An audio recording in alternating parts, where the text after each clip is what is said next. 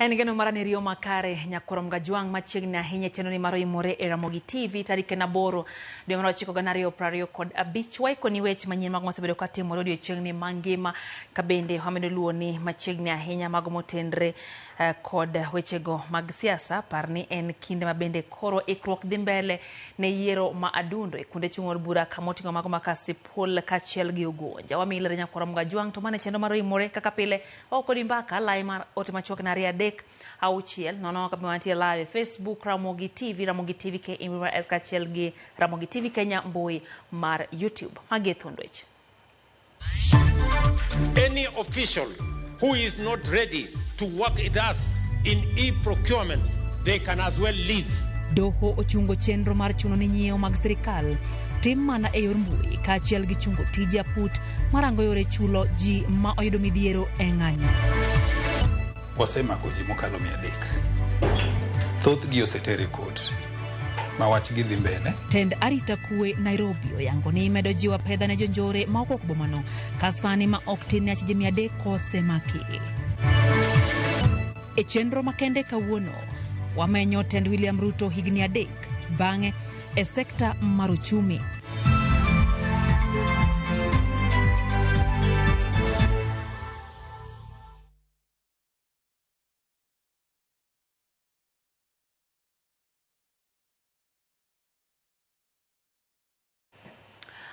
Wantiere kod jaloko Lizo Tieno machiegni nyakorom gajuang nyinga Lydia Okeyo. Gavana ma Nairobi Johnson Sakaja okojo dak ma Nairobi mondo mi hogo report kapone gineno jonjore maketho ler mag taya kod mwandu sirikal mayudre chuny boma ma Nairobi kowacho ni timo kod wang' teko kod jogo magato nyayo nok mar arita e chuny boma ma Nairobi. Komishona man arita morito gwenge ma Nairobi Gilbert Kitio bende okwajo piny mondo oriw sirikal lwedo e chenro manyien mag jiwo kwe e boma ma Nairobi motingo keto teini manyien kod medo apedha mag obila. Okay. The arrest. Okay. It's a mess. You're a journalist. Our electrical team, together with security team, has been observing the different streets where there have been cases of darkness. These are streets that have street lights. These are streets that have installations. But a few individuals have been sabotaging, and that is one of the points we will show you, including tapping onto the power grid by Kenya Power and the county. We want to tell Nairobians and the people of, those who come to the CBD, that there is a number through which we can report such incidences. Because it is very deliberate to create darkness where the county has provided lighting through your money, so that in the cover of that darkness, people are attacked. And there are various sections that we've seen that happening. In fact, in some instances, we've had public officers attacked when they come to address that issue. Security is not a preserve of the national government. Neither is it for the county government. Security is for us all. The national government, the county government, the business people who are the owners of the town, our common wananchi, and everybody else must collaborate in this matter of security. Komanda mar obila ma Nairobi Central Philemon Otieno oyango ne gisemako jonjore mohomi 3 ewi ripode mag njore mayande jopiny ywak ne omako chuny boma ma Nairobi. E twak mar Ramogi TV, Philemon lero ni ng'eny jonjore go magin rawere matindo osebedo ka bwogo jopiny kod pala kamoko bende bwogo chuoyo jopiny kod sandan magikwanyo hetaka. Philemon Otieno Nyakombo, kamanda manyien mar obila mar sub-county ma Nairobi Central sani ma omako wirwath ewi chenro mar arita e chuny boma ma Nairobi e tesend obila ma Central. Kaluwore kode, county ma Nairobi mana kaka bombe mamoko osebedo kod nok mar arita kwe maka gi kacha, kata kamano gie sani apedha mochuo chieng' dhi nyime kendo achije mohewo 300 osendhi. Wasemako ji mokalo 300. Thoth gi osetere kot. Ma wach gi dhi mbele. To nitie moko ma jogo manegi mayo kanoyudo gima nomagi to wacho ni ok gidwa dhi gi kes mbele nikech giseyudo gima nomagi. Koro jogo bende nitie mwawe cash bail. Tiende ni gichiwo pesa, koro twe pesa kar mondo gin gibed ka giwuotho oko. Filemon lero ni ng'eny jonjorego magin rowere matindo osebedo ka buogo jopiny kod pala, kama moko bende buogo chuo jopiny kod sandan magikwanyo e taka. Moko ting'o pala, moko nigi sirinj kaka iwacho no, to gin na joma dwa mecho. To koro gima wadwa nyiso ni wawuotha kuma ler nitie, kendo ka wanenogi to wawacho ni nyithindo go ni kamoro kanyo to gichokore, nikech ok gitim kendgi. Ok en nyathi achiel manyalo biro kende, nyaka obede gi moko ariyo adek. Okwayo jonyuol modak kod nyithindgi e chuny boma mondo puonj nyithindgi kido makare, kendo kik wegi gichap wiji ka gikelo tungni kod luor e chuny boma ni. Onego wabed gi nyithindwa kwa puonjogi ka gitindo, kendo kwa rieyogi e yo maler. Kik gibed nyithindo mabedo jonjore, to gibed nyithindo mawinjo wach, kendo mamanyo gima margi. Ok gibed nyithindo madhi e kuo, madhi e mecho, to gibedo nyithindo manigi luor kuom jonyuolgi. To ka gibedo gi luor kuom jonyuolgi to gibo bedo gi luor kuom jogo duto magiromo go oko kae. Bende okwayo jopiny ma oseyudore e midhiero mar njore e chuny boma ma Nairobi mondo go lipot ka obila machiegni kodgi kaka okang' mar konyo ng'eyo njore matucho e kor boma ni kanyakonchiel. Bende olero ni chenro dhi nyime kindgi kod kaunti ma Nairobi mar neno ni jogo madang' ni e bombe ogol e chuny boma kendo ter e kuonde mag resruok. Ging'eny, to sani watiyo gi county government ma Nairobi mondo konygi kikawogi titimo negi rehabilitation. Eka mondo gidog e ngima makare kendo ngima maler, ma ginyalo dhi e skul to ginyalo tiyo tich maloso ngimagi ka giwe njorego. Osingo ne jodak ma Nairobi ni arita kwe ni kare, kendo kinde duto jopiny osiro bila lwedo e kedo kod njore matucho e kind oganda. Arita kwe nitie, arita kwe morito winjou kendo madwa timonu gimoro amora mondo ubedie gi kwe ma masira ok oyudou. To jogo ma jonjore be nitie, ok ginyal rumo, to en mana ni ka watiyo kanyachiel, ka gimoro timre ni tifulo. Chenro makamagi geno ni biro konyo e thiro nya mar njore e boma ma Nairobi, ma jopiny osebedo e kod luoro e weche nok mar arita. Cynthia Onyango, Ramogi TV, Nairobi. Doho mamalo pacho ka ochungo kang' mar piny owacho madwaro mondo mi ng'iewo e yor mbui kata e-procurement obed gino mochuno. Doho bende ochungo chenro mar tija put manyocha ochawo muma ne chako nono yore mag chulo jogo manoyudo midhiero e ng'anyo. Jafwambo marwa Efi Nyakidi ntiere kod ler. En okang' ma pod medo nyuolo paro mani jatend migawo mar omenda John Mbadi noramo ni nyaka kete tim chenro mar ng'iewo e yor mbui kata e-procurement wirani mano e achiel kuom yore mabiro konyo dino rode mag mibadhi pachoka. E chik mochiw kod jang'ad bura Bahati Mwamuye, tend migawo mar omenda gi sani biro yie ng'iewo duto mitime yor mbui kod mago bende mitime yor andika. Chik mowinjore keti e tim nyaka tarik 15 dwe mar 10 higani kirito winj bura e doho. Ng'iewo go duto nyaka tim kaluwore gi chike matayo chenro makamano. Motelo ne ma, jatend piny William Ruto nowacho ne jotelo matiyo apise piny owacho ma ok dwar chenro mar ng'iewo e sirikal e yor mbui mondo mi ogwe tao kosingo mar konyo e geng'o kuo mar omenda piny owacho. Komachielo, doho mamalo ma Kirinyaga bende ochungo keto e tim okang' ma jatend piny William Ruto chuga put mabiro tayo chenro machulo jogo manoyudo hinyruok e kinde ng'anyo chakre higa 2017 kod jogo manowito wedegi.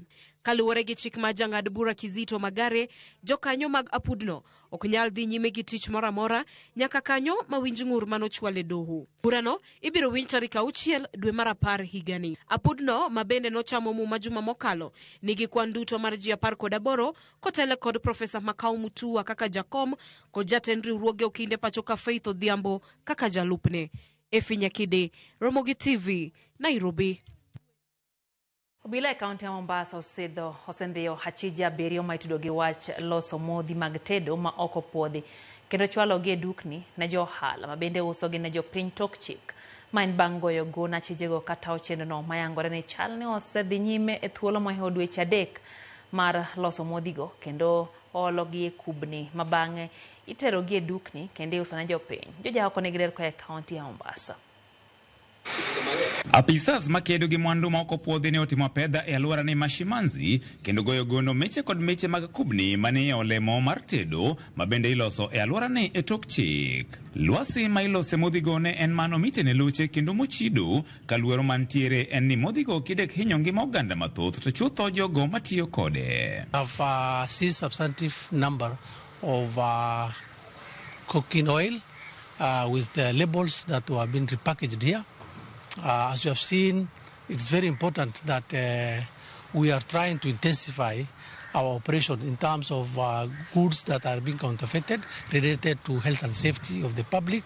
I want to inform the general public to be very careful on what they consume, because the conditions under which this fuel is being processed and prepared is very unpathetic and unhealthy. We have the Ministry of Public Health here. Kenyans to be very careful on what they consume.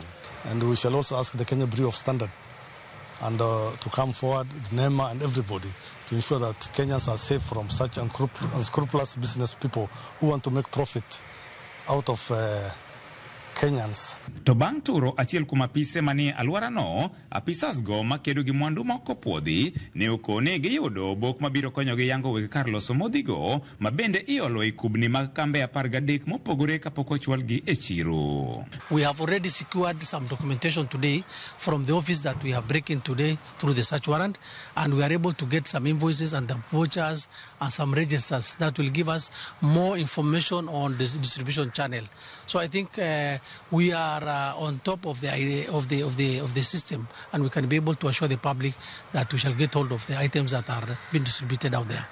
The areas that we are looking at is the wholesalers, which we have zeroed in, and we can be able to be assured that those wholesalers who are getting the supply from this scrupulous person will be now the next target. Luoro mantiere en ni chal ni jopiny osebedo katiyo gi modhi makamagi e thuolo mar dweche 3 mosekalo, gino makidek keto ngimagi e kinda kuru gasumbi, kako machielo bende weg kambe manyigigi otigode modhigo bende kia gima dhi nyime. From the look of things, you have seen that the goods are not fit for consumption. Definitely, but it is very important for us to submit to the relevant government agencies in terms of ensuring that the sample that were taken will be able to give us more insight into the product that we have seen. Number 2, I want to also appeal to the local manufacturers of local products of the cooking oil to come forward. In the event that they have a complaint, they can come forward and lodge their complaints with competent authorities. That's the anti-counterfeit or the DCI. Gie sani, arita ojiw malich mokalo e alwora no masani time nonro. We are able to also link some of the distribution channel. We have zeroed in on 3 areas within Mombasa. We have already worked on one, and we are able to follow some leads to ensure that we shall be able to get rid of all the supply that has been delivered outside there. And anybody with any information of the cooking oil that might be suspicious, kindly liaise with us so that we can be able to follow up the leads. Quite a number of suspects have been arrested yesterday, around 7. We are getting some leads for 4 other suspects that we are trying to trail, and we are able to locate them.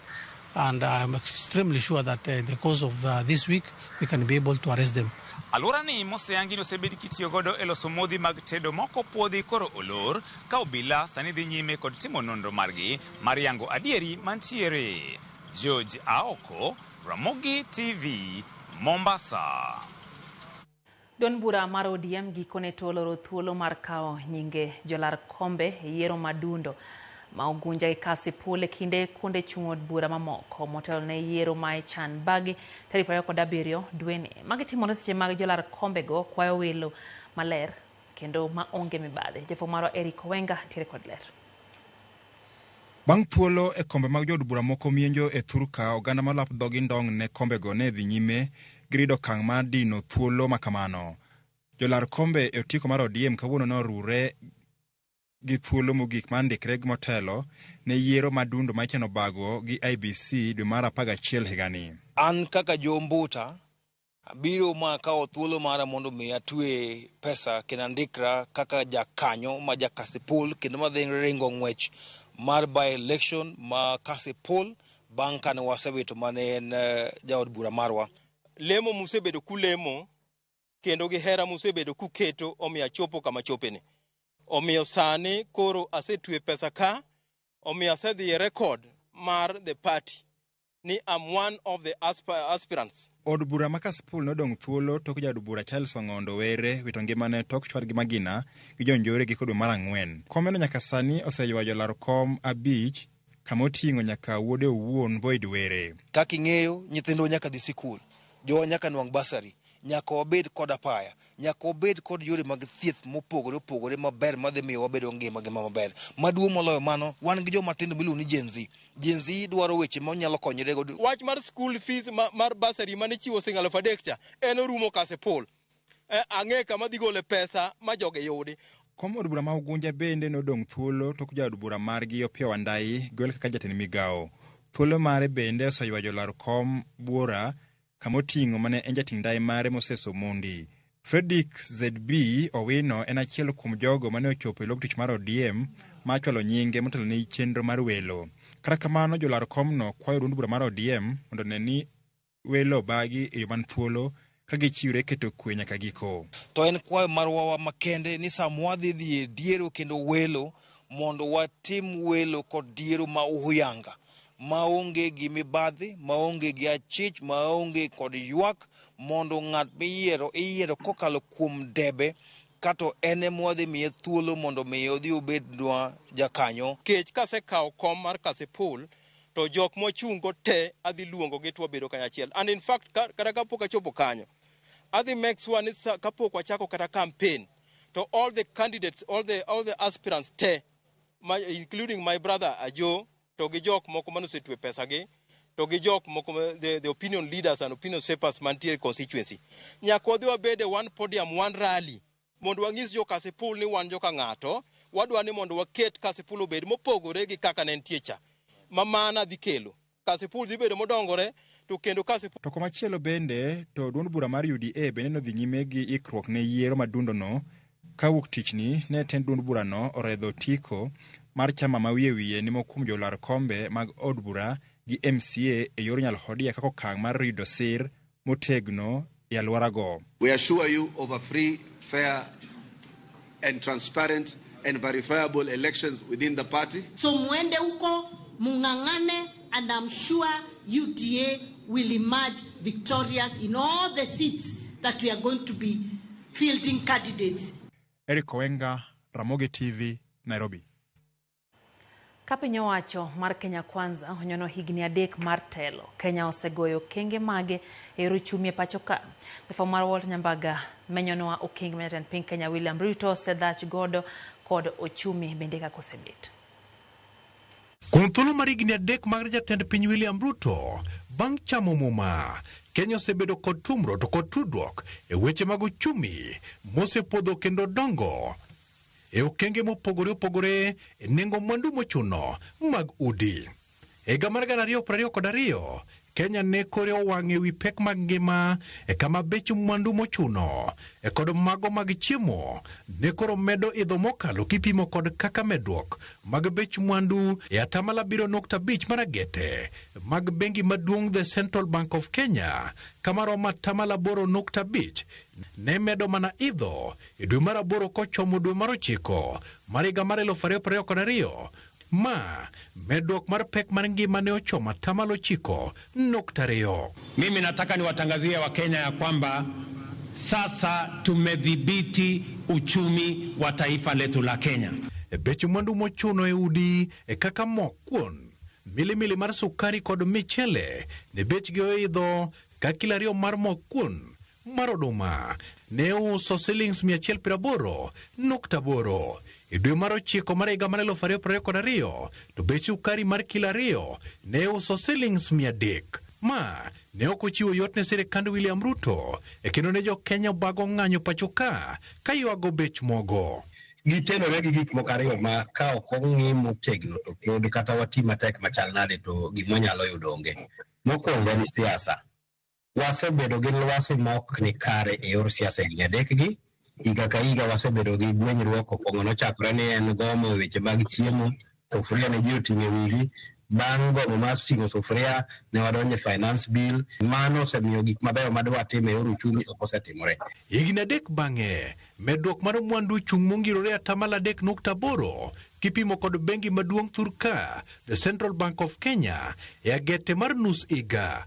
Kata kamano, bech mwandu kaka mag chiemo to osebedo ka idho kinde ka kinde e higa mar 2024 mar dwe mar auchiel nyaka dwe mar auchiel mar 2025. E bech mwandu kaka mag karot, chiemb apuoyo oseidho kod 11%, kaka bich mar ang'ina osemedore kod 10.8, to sukari bende bech osemedore kod 5.5, ka kodhi mago mag bando bechgi oselwenyo ngas nyaka 2.8, to mokuon ni 2.1. When you look at the last 2 months, when inflation has started going up again, the reason why it has started going up is because the cost of food items has actually started going up again, right? So we say inflation has gone up to I think it was 4.1% in July and then went to 4.5. The problem we have in Kenya is unemployment, because if somebody is employed or has a source of income, even if inflation ticks up,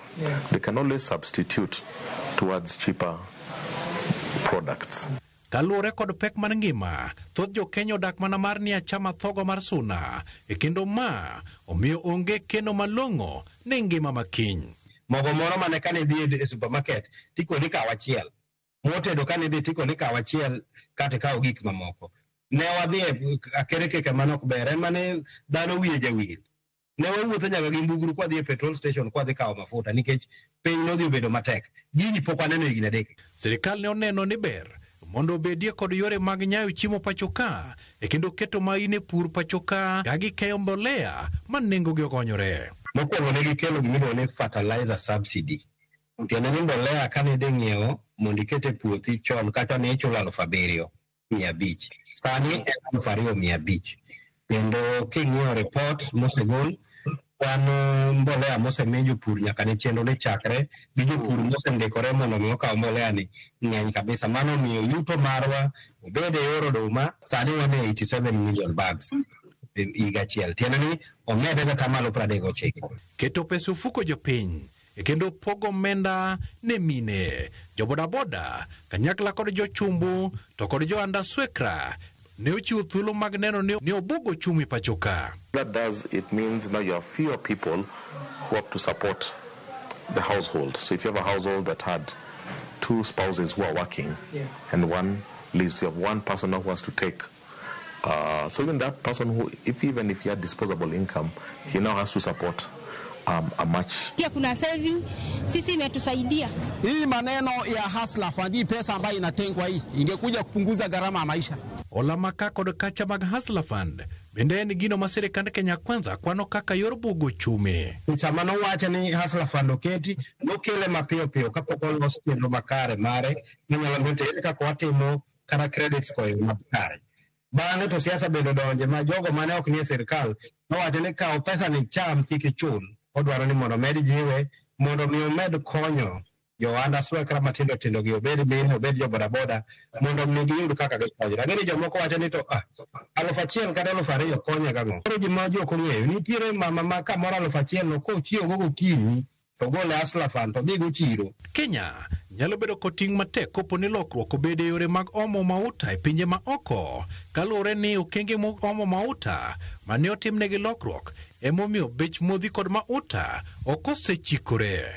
Chien kacha ne wawuotho gi mbugru kwa wuotho go kamoro mafuta orumo ni tedo ka dhano ride petrol station nikech mafuta ne onge. Sirikal noloko yor ng'iewo mafuta ka wuok oko.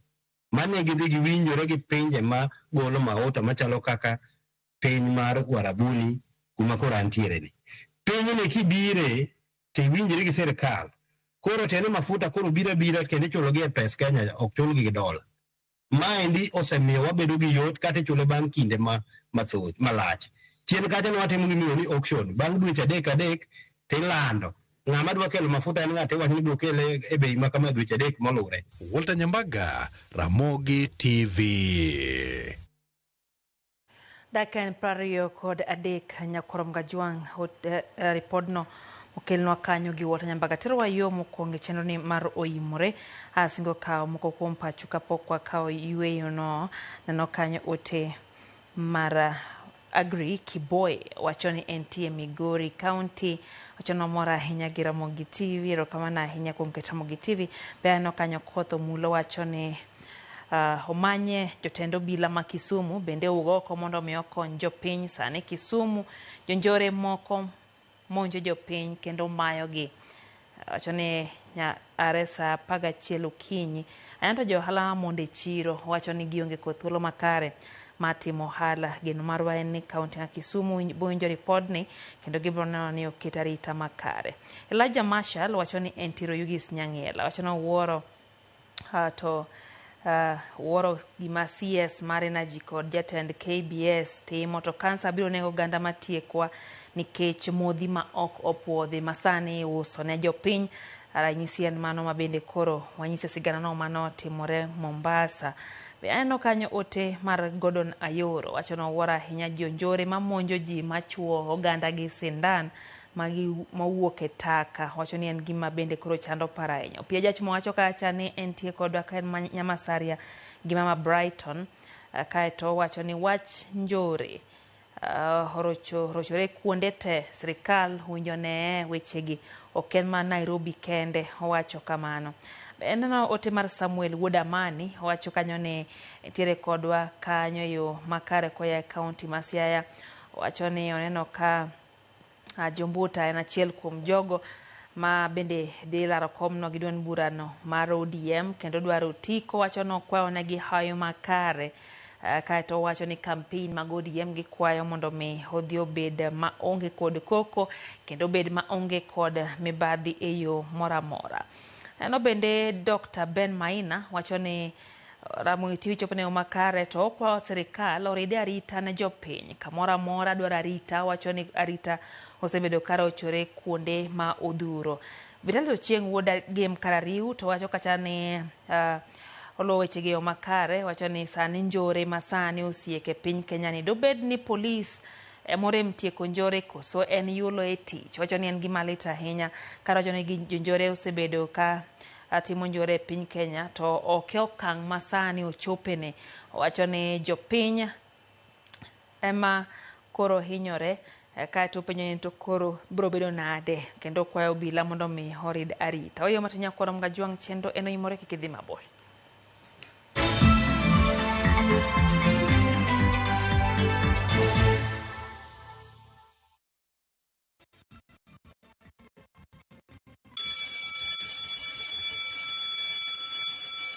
Back to school is here. Citizen Duka has everything your child needs at unbeatable prices. Scientific calculator at only 1,275 shillings, down from 1,399 shillings. Transparent clipboard at 175 shillings, down from 290 shillings. Mathematical set at just 215 shillings, down from 300 shillings. And color pencils at only 105 shillings, down from 200 shillings. All delivered straight to your doorstep. Shop now on www.citizenduka.com or on the View Sasa app. Citizen Duka, the home of discounts. Citizen Duka, the home of discounts.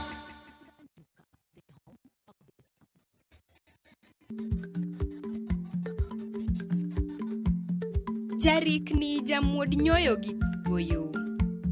Matiende ni dhi matek ma ok inono maber samoro nyalo miyo ng'ato midhiero.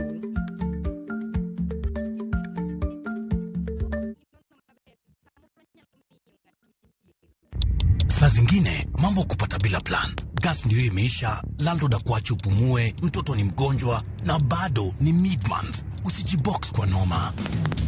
Piga *531# and sort your emergencies with my Mobi Civil Servant loan. Iwe usiku au mchana. Kama wewe ni civil servant, sasa uko sorted. Dial *531# and get up to 20,000 shillings and pay from your next payslip. No paperwork, no guarantors, no drama. Ni wewe tu na simu yako. Register now and see your limit in seconds. Built for Kenyan civil servants. My Mobi. Iko sorted. Introducing Wigo, your trusted ride. The ride with the most reliable, verified, efficient and transparent drivers. With fabulous cashback incentives for passengers, each trip on Wigo feels like an upgrade. Download Wigo from Play Store or App Store or SMS Wigo to 20425 and ride with confidence. Wigo, let's go.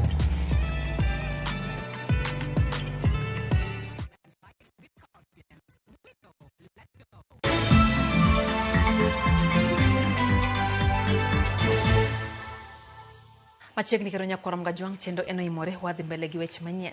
Skul nyiri ma St. George's bore Nairobi koro olora poya tok jopuonjre bedo marori kendo ng'anyo. Wachore ni chal ma kamano no kel kod tim mar japuonj moro chwado achiel kuom jopuonjre kendo kelo ne hinyruok. Tend skul no wacho ni okang' maloro skul gi sani en mano mar chiwo thuolo makare mar timo nonro kendo fwenya dieri ewi gino manotimore kendo miyo jopuonjre ng'anyo.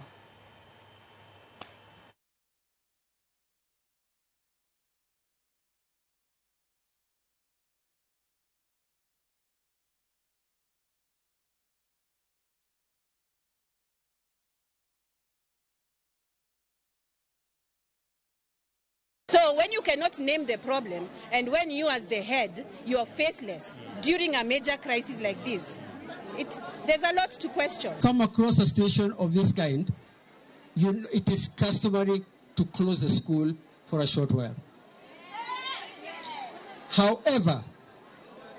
However, those that wish to remain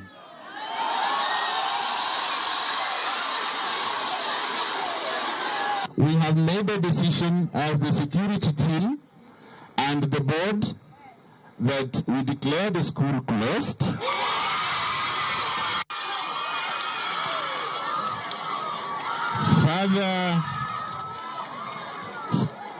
Further communication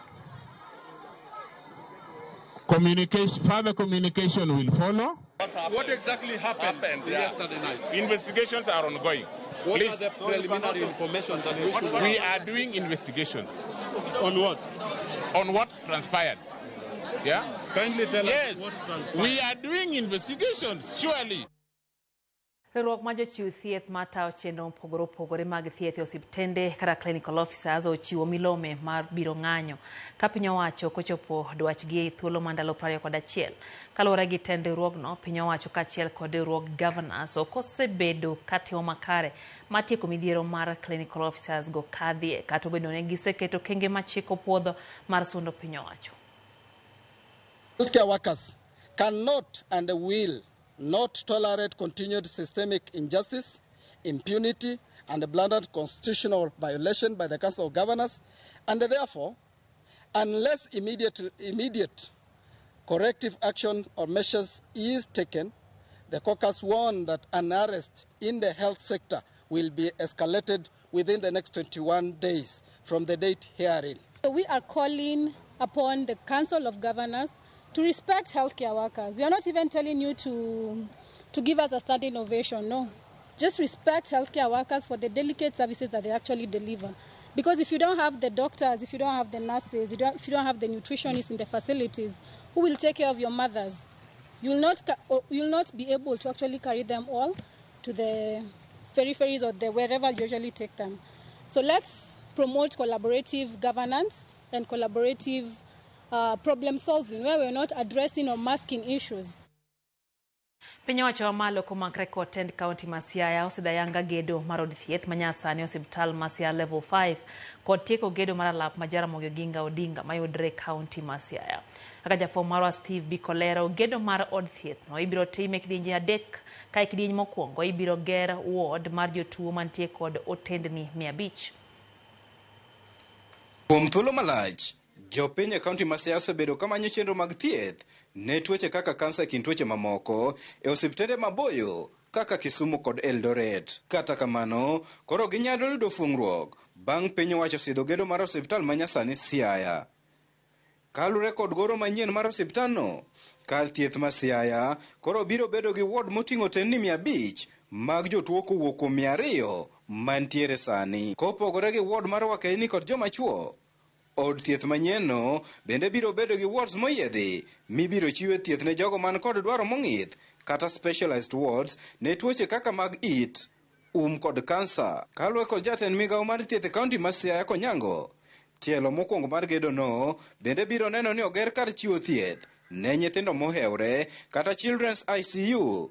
Ka nyaka sani, osiptano ni kod ICU manyien ne jogo madongo kendo igen mar yawe machiegni. Koseger to nyalo bedo sustain to nikech ng'ato mobire to koro insurance masha chulone. Kane olose sach nyasi mar sidho gedo makamano, Gavana Orengo nolero ni chenro ni biro duoko chien wuoth marabora mar manyo thieth kod kedo gi tuoche mabiro apoya. Na pengo mumeziba pengo kubwa sana, kwa sababu mambo ya maumivu na magonjwa sehemu hii karibu na ziwa ya Victoria kuna maradhi nyingi sana kuliko sehemu zingine. Na hapa Siaya hospitali watu wakija, wengine wanapelekwa kule mpaka Eldoret, wengine wanaenda Kisumu. Kindeno, jagoro mongirore migawo mar thieth oumo lugano kwa jopiny e kaunti ma Siaya mondo mendikore okumba mar thieth mar SHA mowacho ni biro konyo osiptandno e yudo omenda kowuok kuom piny owacho ka gedo mare orumo. Sani wan gi dhano 404 mosedonjo koa Siaya kae, mamano en 40%. To 40% pod tin. Wadwani mondo jok modong 60% bendo donji mondo ka osiptal ochako tich to osiptal oyud kaka thiedhou ma ok umedo pesa. Gedo mar od thieth ma Siaya biro tae kidienje 3 ka kidieny mokwongo kende biro muonyo omenda maromo $500,000. Kopogore kod od thieth ma Siaya level 5, jotelogo bende nosidho tieko gedo mar alap ma Jaramogi Oginga Odinga mayudre Siaya mogen ni koro biro ting'o ji 20,000 kowuok kuom ji 5,000 ponono tieke. Once we complete the modernized Siaya County Referral Hospital, it will be a state-of-the-art facility equipped with cutting-edge medical technology, and I'm sure in the collaboration we have with the county government, it's going to be staffed by dedicated healthcare professionals. The stadium will be upgraded by increasing its capacity from the current 5,000 to a 20,000-seater stadium. We will expand the terraces, put in a roof canopy, but also the surrounding infrastructure will be taken care of. Steve Biko, Ramogi TV, Siaya. Jatend migawo mochung' ne jotije mag piny owacho Geoffrey Ruku okwedo rumbi moko madhi nyime ne piny owacho ok osebedo ka chwalo omenda ma ing'ado e sach jotije piny owacho ka ichwalo ne okumba mag thieth. Ruku wacho ni sirikal osechwalo omenda moingo $4 billion ne okumba mar thieth mar SHA e lo jotije mag piny owacho kendo onge jatich moro amora mar piny owacho manyalo rem yudo thieth. Oloso mawego National Polytechnic e kaunti ma Homa Bay kinde chenro mar jolo grube matimo tije mag lwedo. Chenro ma ochan gi jaod bura ma kaunti no Joyce Osogo. Dr. Joyce Osogo gi jaod bura ma Dada Faram Malim bende omedo puoyo sirikal mar Manywanda. So parents, nyakuruo jonyuolu, nyithindo manyiri gi machuo, when you are released to go back home, make sure you go back home.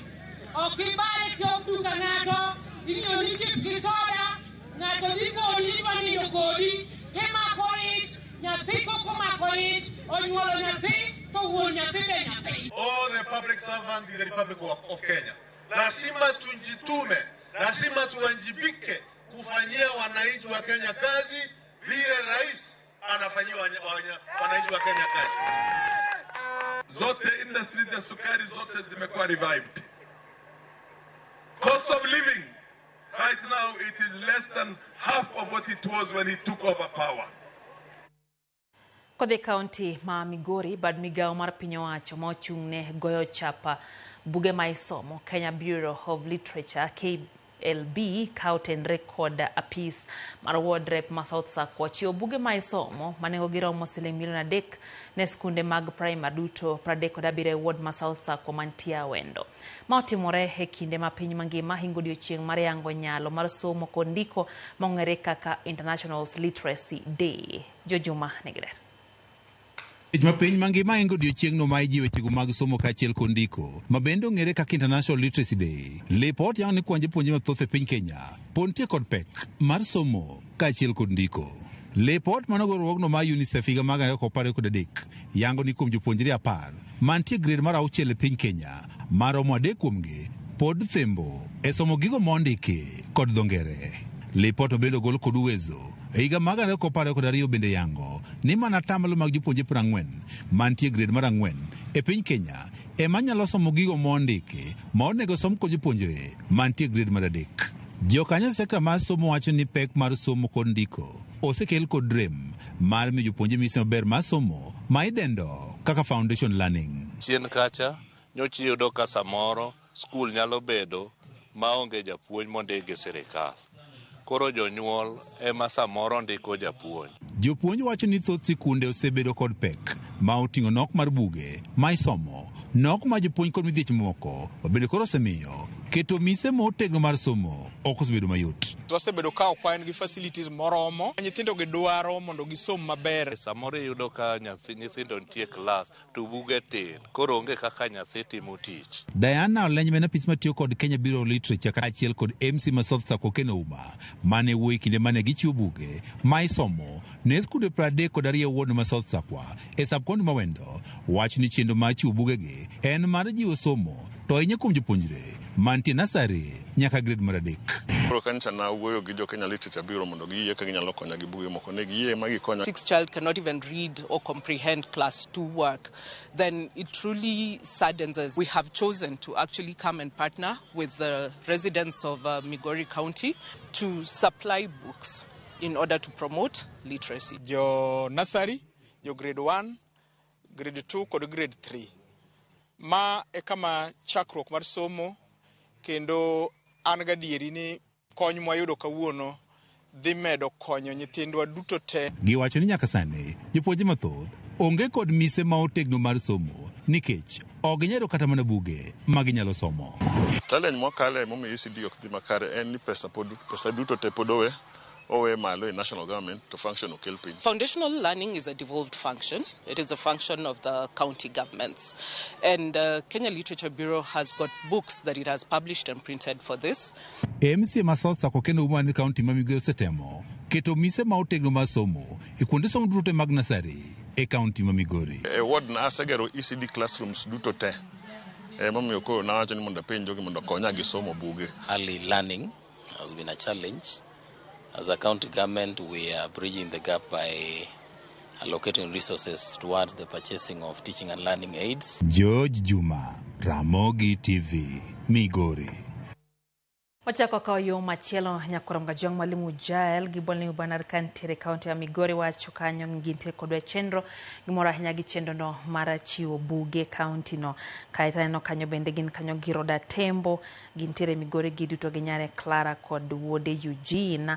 Warrior John wacho ne Kenya is becoming chaotic.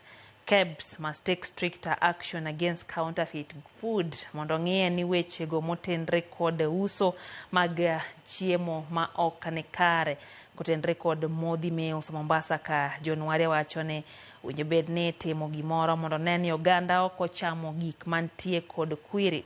Ozum Kapita wacho ne entiere kodwa kwa kaunti ya Migori Luanda Konyango Center okwa bila mondo konye Nairobi e yore mag njore mondo ng'iye kaka oganda nyalo bedo gi arita makare kende yo ma owinjore.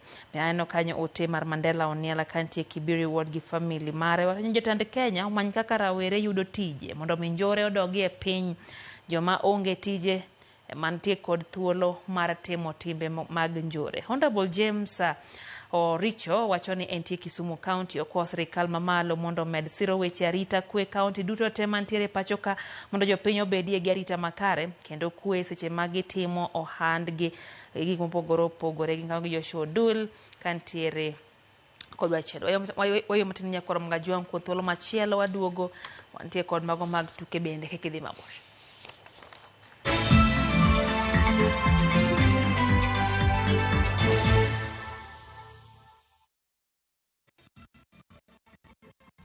Beat the festive rush with View Travel's early bird offers to Sarova hotels from December 23rd to 28th. Stay at Sarova Imperial Kisumu from 13,150 Kenya shillings or Woodlands Nakuru from 14,000 Kenya shillings. Go wild with 2 nights at Shaba from 28,450 Kenya shillings or Maragain Camp from 47,150 Kenya shillings per person sharing. Or enjoy 5 nights of beachfront bliss at Sarova White Sands from 146,700 Kenya shillings per person. Book by September 15th and enjoy our Lipa Pole Pole plan. Visit viewtravel.com or call 0703 254 254 today.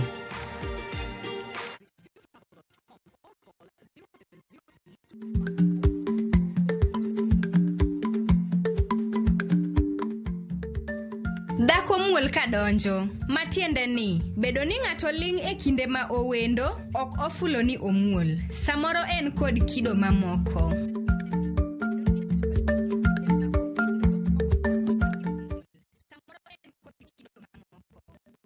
Iseyudo nyodo ni kelo nyako chia cholokore nyeje nunga ni sandi nango nyako chia ni yere kendo jalo siko kachandi gimo nyako chia utemo katano.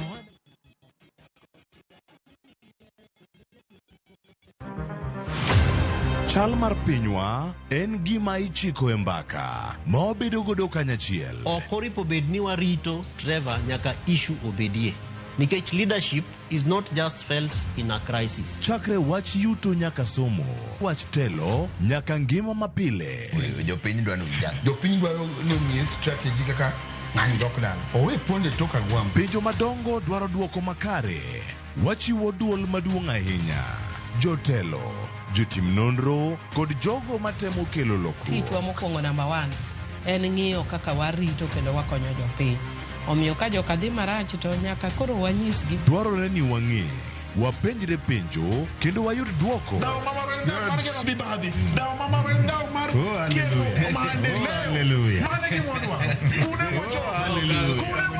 Riuri kod Trevor Ombija, Tich Adek, Saa 3 otieno mana e Ramogi TV.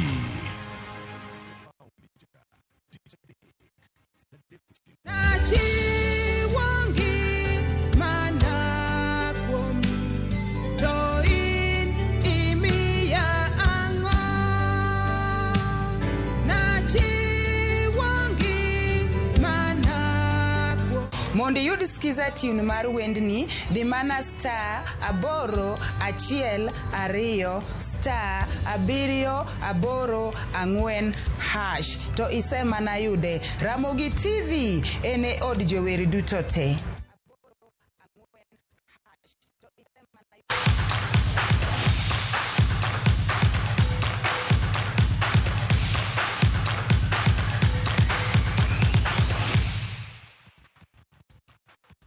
Club Rugby mar Kisumu Rugby Football Club koma Kragiten County ma Kisumu nyiso ikruok margi motel ne tuke mag rugby tielo mar Dala Sevens ma ochane kind tarik 13 gi 14 dwe ni alap ma Omboleo Showground Kisumu.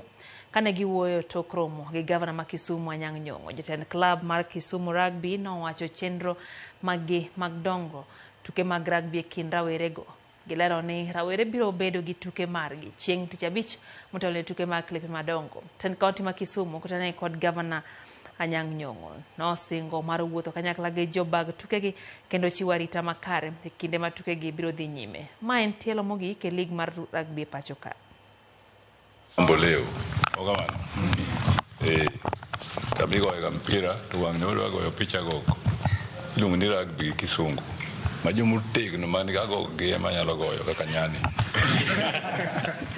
Uwinjo wachno miyo warwaku ubi une pira ni malicha ahinya. Tim madongo dongo e Kenya kaka biroga mondo gibigi gogi jomolo de bemi okumba omiyo warwaku kanyo geso mabiro ni kuhie chopi.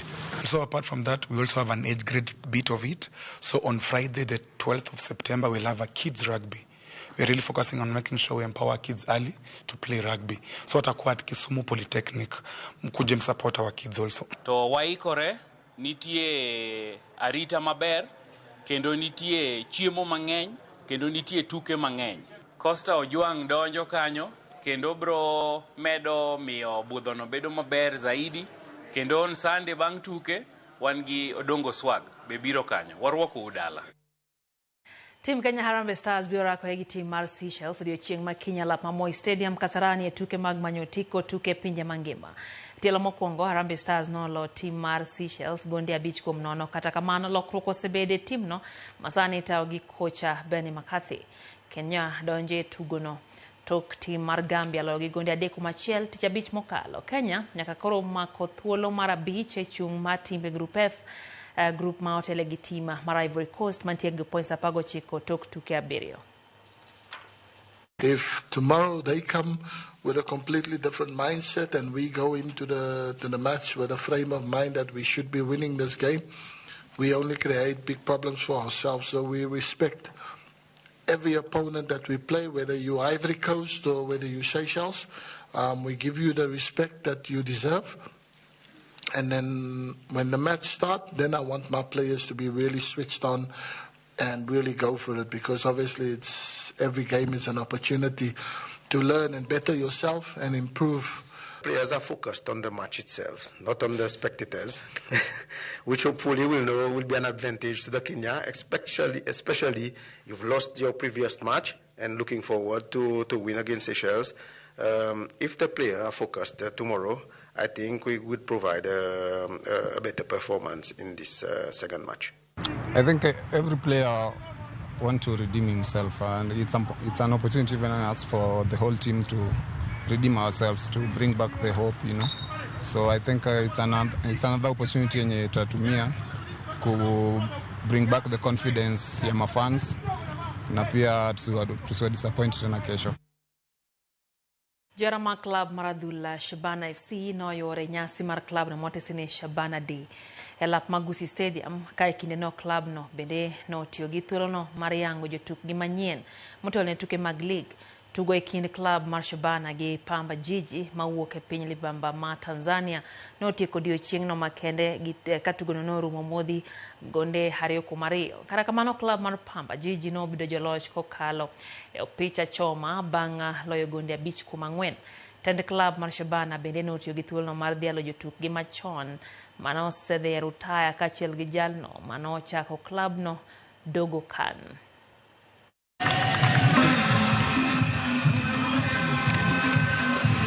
Sisi tuna prepare timu ambayo inataka kuchukua ligi, timu ambayo inataka kuchukua vikombe. Atu prepare timu ambayo inakuja kucheza kumaliza bottom of the league ama kufight relegation.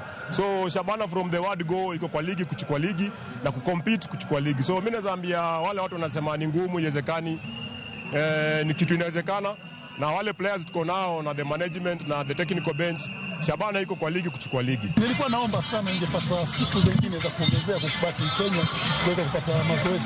Maana ukiangalia kipimo cha Kenya tofauti na kipimo cha Tanzania. So ukiangalia level kidogo ya Kenya sasa hivi naona kuwa tunaamka. Naomba radhi mashabiki na wapenzi wa klabu ya Pamba Jiji, tulipanga tutoe dozi nono magoli 5, imeshindikana. Tumepata ushindi mwembamba wa penati, basi tunaondoka kwenda Tanzania. Wakati mwingine waangalie timu za kuzialika. Sisi timu yetu sio ya kufanyia majaribio na mchezo. Kwa hiki ambacho tumekifanya leo, wakija kurudia tena wakati mwingine, tutaleta kikosi chetu chote, alafu yatatokea mambo mengi. Hapa mmeona tulichotokea hapa, ila kuna wachezaji takriban 3-4 wagonjwa, wengine tumewaacha nchini Tanzania.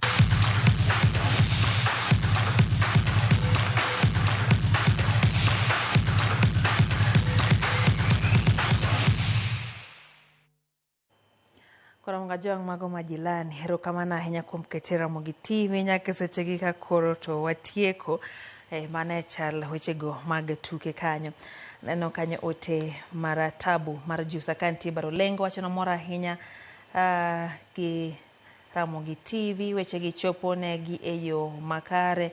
Eno bende hote kanyo mar Dev Nyakwarongoya wacho ni entiere Karungu, wacho ni nyaka ne weche gi chakre osebedo kodwa nyaka e seche gi. Weche mag njore maneno komako chuny oganda mathoth Nyakwarom Gajwang' ka bende koro gikwayo piny owacho mondo ne ni weche go mag njore orakruok godo eyo makare kendo mana kaka ojore. Injinia Lazaro Kanyambok wacho ni Jokanyanam primary elections mabiro gi hutem hotimie gi kwe. Sani wan oganda mirango kod kabinde moko wan mwaseto pace na jomoko. Kik uchak timbe madok chien kata maduoko oganda chien mar kelo tulo kata chwero remo. Ka ng'ato rach ni to just keep away from their rallies. Then jonyiego un bende nyaka ung'e ni timbe nyiego ema omiyo Nyasaye nogolo telo e lwet joka Saulo ma omiyo Daudi. Mano Injinia Lazaro Kanyambuka mar Kariobangi jamag weche Kanyada East to chiwo ote kanyo motegno.